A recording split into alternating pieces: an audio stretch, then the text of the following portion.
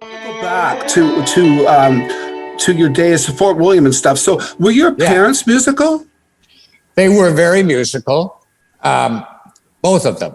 My father was a lawyer in Thunder Bay, not a musician by any means, and didn't play an instrument. But he had a very cool taste in music and loved the great jazz vocalists. And on Sunday, when he could relax, he would put on his records of Sarah Vaughan and Sinatra and Ray Charles. Yeah. In other words, my dad hipped me to Ray Charles, pretty good. Right. I don't know. He loved the great vocalists, and Ray, of course, he had discovered him as one of them. And he loved Sam Cooke, too. He sort of followed the rock and roll that far.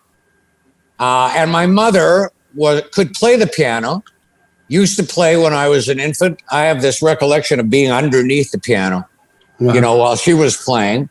And then got me playing piano lessons at age 6. And then she stopped. Then she never played again. Wait, strangely enough. Charles, can you pull up a picture? I got a picture of Paul really young at the piano, I believe. I'd like to get him to comment on it. And what's the comment? You can see exactly. I wish I knew what the piece was, but How we can old are you only there? imagine. Oh, I don't know exactly. I'm not exactly sure, but I started lessons at 6. So I could have been, 10 or 8 or something. But I certainly played the Royal Conservatory music program. And as you may remember, they sent examiners up there once a year to examine all the kids, and you'd get grade 8 and I had all that kind of musical training. And then I entered the Kiwanis music festivals as a kid. Right. And maybe that was from one of those. Okay. And so how far did you get in your grades for music? Grade 8 piano, and then grade 2 theory and grade 3 harmony. And I think that, you could get a credit in grade 13, which they had at that time. Right. 13. Yeah. This is how I've heard of dating yourself, but this is ridiculous. Oh, no. So I got a credit, for some reason. And that's how far I got. Yeah, there was still grade 13 for me. Okay. All right. Well, there you go. I never made it that far. I quit to go on the road. Who were you with at that time? Well, there was a band out of Sault Ste. Marie. It was sort of the cream of the crop, but everybody was older than me. So as each one graduated, they would leave. Well, the drummer left, went to Toronto, ended up getting a backup band with the Fabulous Platters. Wow, great. Then touring around, played Guam, that sort of thing. He came back the next year and got Jeff Neal, who's now with Streetheart. Remember? Canadian band Streetheart. And got him. We were all from the same high school. And then Jeff leaves to go out in that same band, comes back and says, I want to get rid of these other two guys. I want you and Mike Sicoli to play. And so we formed this band Shama and went out on the road, and that became my career. That band was so focused on hard work and discipline, and it was just wonderful.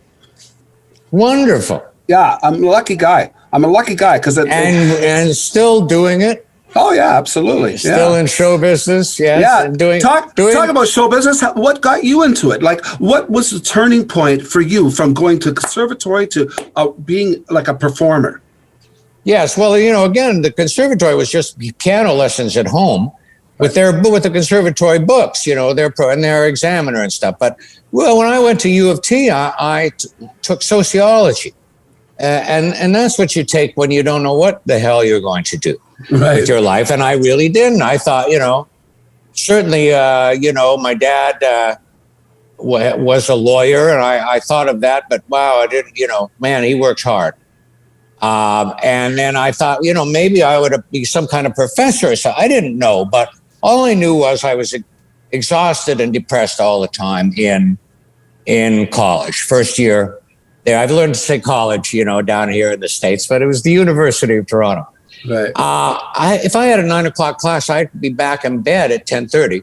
Oh, I got to go back to, I didn't know what was wrong until I started playing a little bit on the side with an avant-garde jazz player named Tasiji Munoz. He was in Toronto at the time, really a New Yorker. Great guitar player.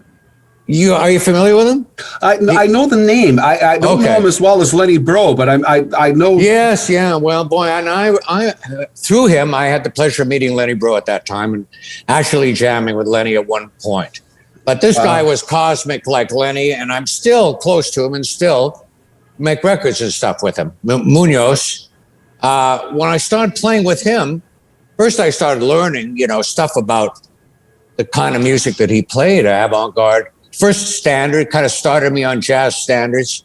I learned how to play all those songs my dad used to play, by Della Reese and stuff. And then now let's just go out, basically, and I followed him into those outer musical reaches, and I started to cheer up. I didn't have to sleep anymore. Right. And it was so clear. I got to try this. Really got to try music, That was the turning point. Hey, thanks for joining us. Check out our other vignettes and full episodes from a wide variety of guests for more great content. Please like, share, and subscribe, and become a member at SocialNRGPresents.com to access premium content and earn valuable energy points just for watching.